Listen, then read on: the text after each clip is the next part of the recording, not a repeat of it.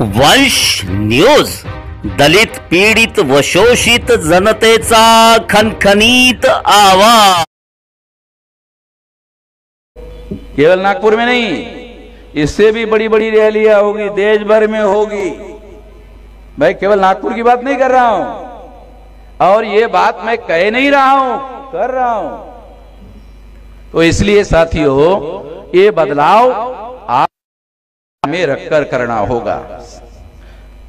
EVM के विरोध में अभी हम लोगों को क्या करना है? ज्यादा लंबी बात करने के बजाय क्या करना है? ईवीएम के विरोध में क्या करना है? देखो, अभी हम लोग चुनाव आयोग में बैठे हुए जो लोग हैं, जो केवल ईवीएम मशीन पर ही चुनाव करवाना चाहते हैं, क्या आप लोगों को पता है कि ईवीएम मशीन ट्रांसपोर्टिंग का काम शुरू हो गया है? पता आप लोगों को? बैलेट पेपर जो है, बैलेट पेपर जो होता है ना, वो तो कैंडिडेट, आखिरी कैंडिडेट होता है ना फॉर्म भरने वाला, उसके बाद प्रिंटिंग ऑर्डर होता है? समझ में आता है? जब कोई कैंडिडेट फॉर्म भरता है आखिरी, उसके बाद प्रिंटिंग होता है। ईवीएम ऐसे नहीं होता, वो 6 महीने पहले करना पड़ता है। तो ईवीएम मशीन रेडी हो गई, ट्रांसपोर्टिंग का काम चल रहा है। प्रोग्रामिंग जो है, उस समय इंजीनियर जाते हैं हर चुनाव क्षेत्र में, हर जगह, और फिर प्रोग्रामिंग वहां करते हैं। तो बैलेट पेपर जो है वो इस तरीके से काम के बाद में, विड्रॉल के बाद में, क्लियर लिस्ट होने के बाद में प्रिंट करके किया जा सकता है। उसकी छपाई अभी करने की जरूरत नहीं है, उस समय होगा। तो इसलिए मैं चुनाव आयोग हम लोग जगाने का काम कर, संविधान पर फेयर एंड ट्रांसपेरेंट चुनाव करने की जिम्मेदारी है चुनाव आयोग पर, और ट्रांसपेरेंट चुनाव फंडामेंटल राइट है। ये संवैधानिक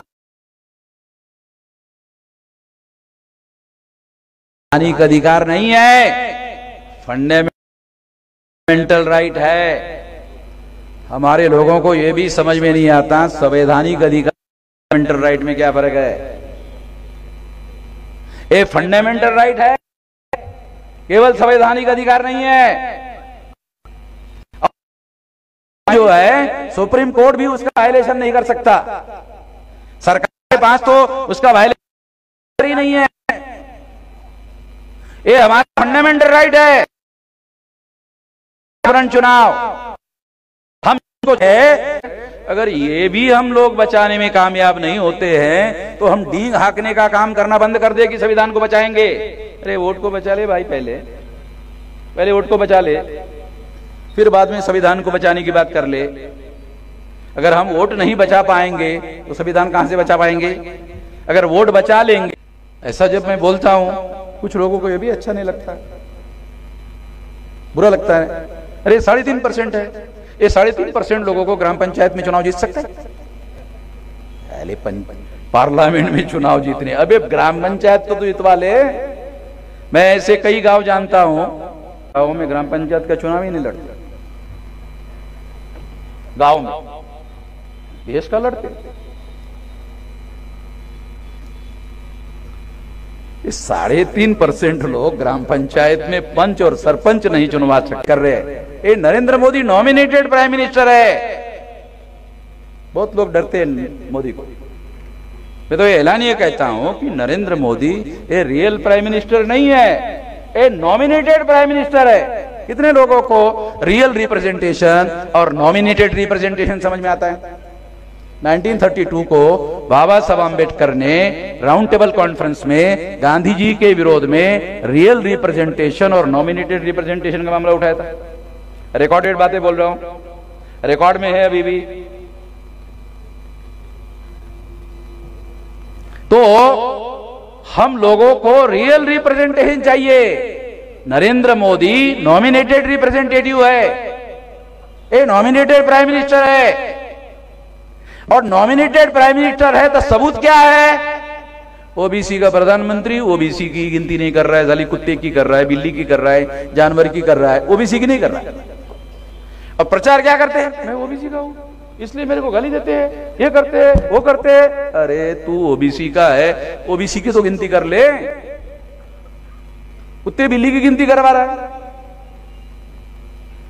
ओबीसी की तो गिनती कर ले। अगर ओबीसी की भी गिनती नहीं करता है तो इससे बड़ा क्या एविडेंस है कि Narendra Modi nominated prime minister है? इसका मतलब है नॉमिनेटेड प्राइम मिनिस्टर का मतलब है पावर कुछ और लोगों के हाथ में है। चेहरे के तौर पर नरेंद्र मोदी को सामने रखा गया है। वो इसलिए सामने रखा गया है क्योंकि वो 52% लोगों का प्रतिनिधि है। ओबीसी का है, ओबीसी का है कहते रहता ना, तो ओबीसी को तो 52% लोग कहते हैं। तो आरएसएस के लोगों ने प्लान बनाकर, उनको मालूम है हम तो 3.5% लोग हैं, इसलिए 52% आदमी को सामने किया। ओबीसी की जाति आधारित गिनती का और उस मुद्दे पर कई बार मैंने भारत बंद करवाया, हमने कई बार इस इश्यू को उठाया। इसको काउंटर करने के लिए आरएसएस ने नरेंद्र मोदी को लाया। अब ओबीसी के आदमी को लगता है कि हमारा ओबीसी का आदमी प्रधानमंत्री हो गया, अब गिनती की क्या जरूरत है? ये राजनीति समझने की जरूरत है, ये राजनीति समझने की जरूरत है। तो इसलिए साथियों, इस देश में हम लोगों को जगाने की, सही तरीके से जगाने की, लोगों को तैयार करने की, और उन सिद्धांतों को जो नॉमिनेटेड रिप्रेजेंटेटिव समझने की जरूरत है। ये बाबा साहब आम्बेडकर ने 1932 को इस मुद्दे को उठाया था, और इसीलिए गांधी जी ने आमरण अनशन करके 17 अगस्त 1932 को जो सेपरेट इलेक्टोरेट का अधिकार बाबा साहब आम्बेडकर ने हासिल किया था, उसके विरोध में गांधी जी के द्वारा आमरण अनशन करवाया गया था, और उस आमरण अनशन के द्वारा सेपरेट इलेक्टोरेट का अधिकार समाप्त हुआ, समाप्त किया गया। अगर नहीं किया गया होता तो 131 मेंबर पार्लियामेंट शेड्यूल कास्ट और शेड्यूल ट्राइब के होते, लड़ने वाले, झगड़ने वाले होते। और अगर ऐसा होते तो ओबीसी की जातियां आधारित गिनती कब की हो गई होती?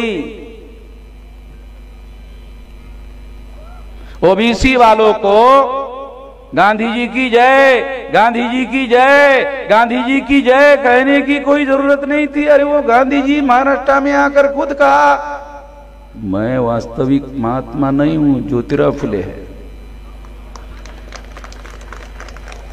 ये गांधी जी ने कहा था, मैं वास्तविक नहीं हूं। ईमानदार आदमी था गांधी जी, चाहे कुछ भी हो, मगर गांधी जी ईमानदार था, कम से कम इतने मुद्दे पर तो ईमानदार था। उसने कहा नहीं, ज्योतिराव फुले वास्तविक महात्मा है।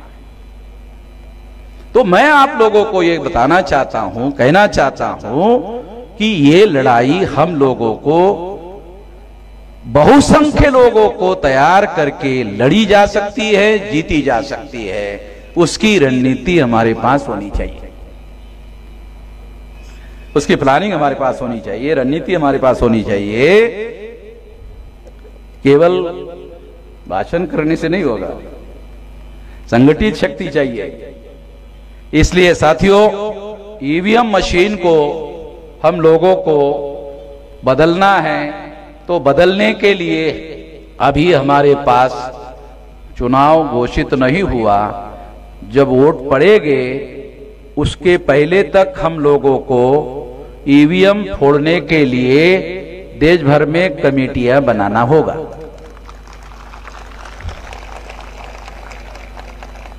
तो कुछ लोग वो ऐसा बोलेंगे, आखिरी बात कह रहा हूं, कुछ लोग बोलेंगे नहीं इससे तो जेल हो जाएगा। तो संविधान बचाने की बात करने वाले जेल में जाने के लिए डर रहे हैं, डर रहे हैं। तो मैं तो बाकायदा गुजरात के जेल में जाकर वापस आया हूं, उसके बाद बोल रहा हूं। ऐसे थोड़ी केवल आप ही को सलाह दे रहा, गुजरात के जेल में जाके आया। नरेंद्र मोदी के गुजरात में जेल में जाके आया, तो संविधान बचाने के लिए हमको जेल में जाना होगा। मगर मैं कहता हूं वोट को बचाने के लिए जेल में जाने के लिए अगर तैयार हो जाओ तो संविधान बच जाएगा।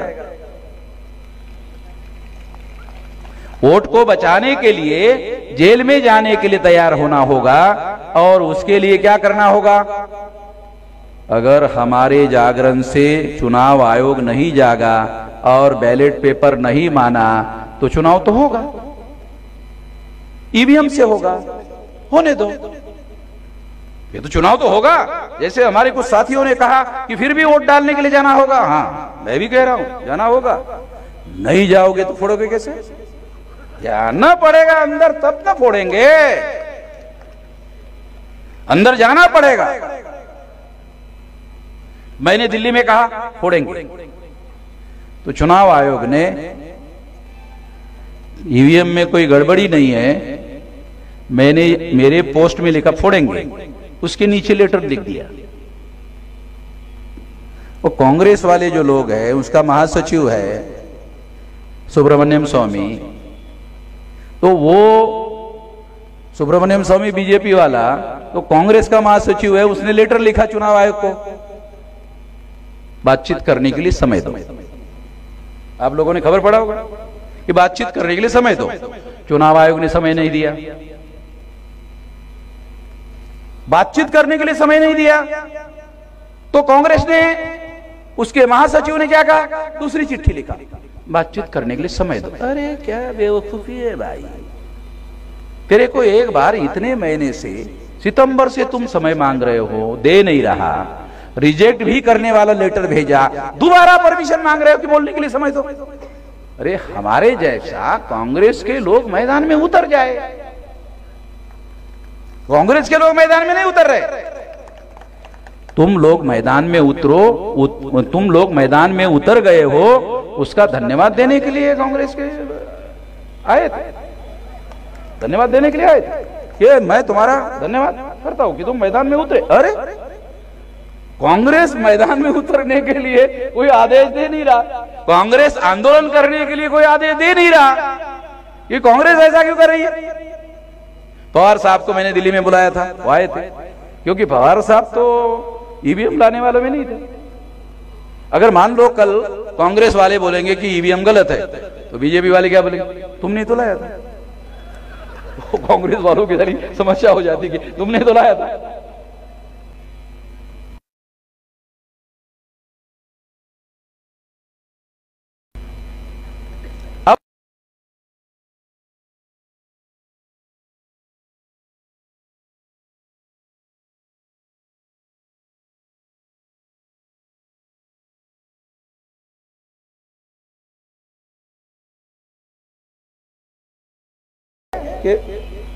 बैलेट पेपर लाओ।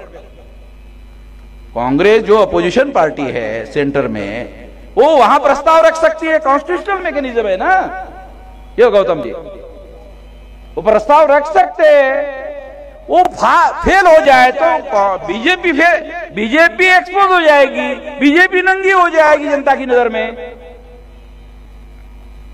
अब मुझे कांग्रेस को राजनीति सिखाना पड़ रहा था, मुझे भी शर्म आती है। कांग्रेस वाले लोग इतने कांग्रेस की 125 साल से ज्यादा मेरे ख्याल से समय हो गया, उनको हम क्या बताएं? वो सारे भारत वालों को राजनीति सिखा रहे, हम क्या सिखाएंगे उनको? मगर उनको निश्चित रूप से इसके विरोध में आंदोलन करना चाहिए। अरे सांसदीय आंदोलन करो, संसद के अंदर करो, मगर कांग्रेस ईवीएम के विरोध में सामूहिक एक्शन करते हुए दिख नहीं रही। हाँ, चिट्ठी लिख रही है कांग्रेस, चिट्ठी लिख रही है, वो चिट्ठी रिजेक्ट हो रही है, दूसरी लिख रही है, आंदोलन नहीं कर रही। तो मैं कांग्रेस के लोगों को कहता हूं, अरे आप भी आंदोलन करो, हम भी अब मैदान में उतरे हैं, तुम भी उतरो। तुम अपोजिशन पार्टी के लोग हैं, अगर सड़कों पर उतरे तो हो सकता है बैलेट पेपर का निर्णय जल्दी हो जाए।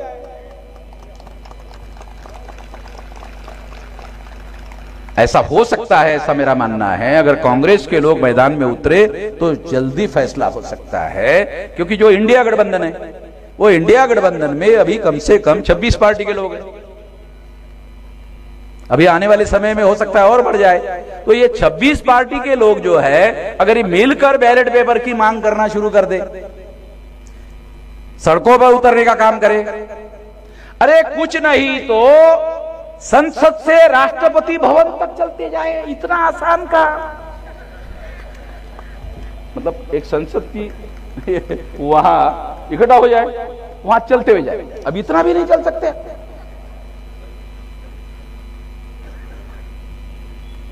क्योंकि हमारी तो कोई खबर आएगी नहीं। अब इतना बड़ा हो गया, कोई टीवी वाला खबर देगा क्या? नहीं देगा। अबे हमको टीवी वाले की आदत भी होगी, खाली उनके खबर पर हम निर्भर ही नहीं है, ये इतने सारे हो गए टीवी वाले। अब सोशल मीडिया दुनिया में पहले नंबर का मीडिया हो गया है। अब वो मीडिया पहले नंबर का नहीं रहा है, अब तो सोशल मीडिया पहले नंबर का हो गया है। तो करोड़ों लोगों तक सोशल मीडिया में खबर जा रही है, सारे देश भर में खबर जा रही है। इसीलिए अभी हमारे साथी ने कहा कि बैन लगाया, यहां से वो बाहर जा ही नहीं रही है। ठीक है, रिकॉर्ड करके रखो, कल दिखाओ, जाएगा। ये तरीका है भाई। मैं भी सोशल मीडिया का, हमारा करोड़ों लोगों का नेटवर्क है, जो आज हम रिकॉर्ड करके रखते हैं, कल दिखाते हैं। चलो आज नहीं दिखाए, कल दिखा ही जाएगा। अरे कोंबडी किती झाकून ठेवली तर सूर्य उगवायचं राहते काय? सूर्य तर तरी पण उगवतेच ना। तो इसलिए साथियों, मैं आखिरी बात कहकर अपनी बात समाप्त करना चाहता हूं कि हमें ईवीएम फोड़ने के लिए बूथ लेवल की कमेटियां बनानी चाहिए और राउंड अबाउट 13 लाख से 15 लाख तक बूथ होने की संभावना है सारे देश भर। तो यदि जिले के लोग निर्धारित कर ले 1 महीने में आपके जिले में जितने बूथ है वो सारे बूथ लेवल पर कमेटियां निर्धारित हो सकती है। अगर सारे बूथ लेवल पर आप कमेटियां बना लेते हो तो आप ईवीएम फोड़ने के लिए वहां तैयार रहोगे। तो एक आदमी जाके फोड़ेगा तो चुनाव आयोग दूसरी मशीन लगाएगा, तो इसलिए 5 आदमी कम से कम कमेटी में होने चाहिए। अगर 5 बार फोड़ना पड़े तो 5 बार फोड़े।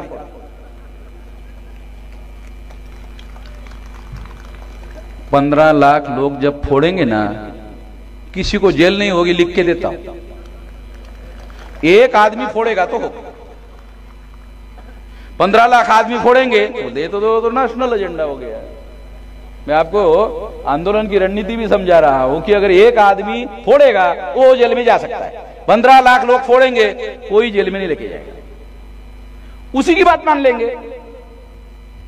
अरे समझ में, आप लोगों की बात अगर मनवाना चाहते हो तो 15 लाख लोगों की कमेटियां बनाओ और फोड़ने के लिए तैयार करो। मैं जानता हूं ये बात कह रहा हूं, ईवीएम फोड़ना है तो मैं जानता हूं इलीगल है, तभी बोल रहा हूं। केवल फोड़ो ऐसा कहने से, कहना भी गैर कानूनी है, मेरे खिलाफ एफआईआर हो सकता है। मैं फिर भी बोल रहा हूं, मैं जानता हूं, वकील भी या गौतम साहब है ना, बराबर है ना, फोड़ो, ये गैर कानूनी बात है। मैं जानता हूं गैर कानूनी है। अरे मैं संविधान को बचाने के लिए इतना भी काम ना करूं तो मुझे तो जेल में जाने के लिए तैयार हूं मैं तो मैं आपको जेल में जाने के लिए कह रहा हूं, सलाह दे रहा हूं, पहले मैं ही जाने के लिए तैयार हूं, पहले मैं ही जाने के लिए तैयार हूं। तो आप कमेटियां बनाओ और ये कमेटियां हम लोग तोड़ने के लिए, फोड़ने के लिए बना रहे हैं, इसकी खबर चुनाव आयोग के पास जाती रहे। देखो चुनाव आयोग बैलेट पेपर पर आ जाए, ये सीक्रेट खबर जानी चाहिए इस चुनाव आयोग को, भारत सरकार को, चुनाव आयोग को खबर जाने दो, बैलेट पेपर पर आ जाए, बैलेट पेपर चुनाव हो जाएगा। केवल मांग करने से बैलेट पेपर नहीं आएगा, ये जनता का आंदोलन खड़ा करना होगा और इसके लिए फोड़ने के लिए तैयार रहना होगा। फोड़ने वाली कमेटियां बनाओ, अभी नहीं फोड़ना है, 3 दिन पहले बताऊंगा कैसे फोड़ना है, अभी तो कमेटियां बनाओ। देखो समझ रहे हो ना, ये लड़ाई लड़ने का भी कोई हुनर होता है कि नहीं, आंदोलन करने का भी कोई हुनर है भाई, ऐसे थोड़ी होता है। 3 दिन पहले बताएंगे, हो सकता है 4 दिन पहले ही बैलेट पेपर आ जाए। लड़ाई लड़ने का कोई हुनर होना चाहिए कि नहीं। ये बता रहा हूं। जब सारे देश के और भारत सरकार को, चुनाव आयोग को मालूम हो जाएगा 15 लाख कमेटियां बन गई, बोले चलो बैलेट पेपर ही कर लेते, नहीं करेंगे तो भी करना पड़ेगा। तो ये लड़ाई है, इस लड़ाई की रणनीति होनी चाहिए। जिस लड़ाई की रणनीति नहीं होती है वो लड़ाई न लड़ी जा सकती है न जीती जा सकती है। इस तरीके से हम ये लड़ाई जीत सकते हैं। तो ईवीएम मशीन फोड़ने के लिए फोड़ने वाली कमेटियां बनाओ। 3 दिन पहले फोड़ने की बात बोलूंगा, अभी से बोलने से भाप निकल जाएगी। मुंह से भाप निकालने का कोई मतलब नहीं है, मुंह के अंदर ही रहना चाहिए, भाप तो गर्मी रहेगी। तो इसलिए ये लड़ाई हमको लड़ना है और संविधान बचाने के लिए वोट का अधिकार बचाना होगा। वोट का अधिकार बचाएंगे तो बीजेपी को हरवाएंगे। तो पहले वोट का अधिकार बचाने के लिए हमें सारे देश भर में ईवीएम से अपने वोटों का बचाव करना है। इसके लिए आप अपने आप की तैयारी करो। इस कार्यक्रम के लिए इतनी भारी संख्या में आप लोग इकट्ठा हुए हो, सारे देश भर में हम लोग कर रहे हैं, सारे देश भर में यह कार्यक्रम चल रहा है। आपने मेरी बात ध्यान से सुनी, इसके लिए आभार, धन्यवाद। व्हिडिओ जास्तीत जास्त लाईक करा, शेअर करा आणि आमचे YouTube चॅनल सबस्क्राईब करा। धन्यवाद।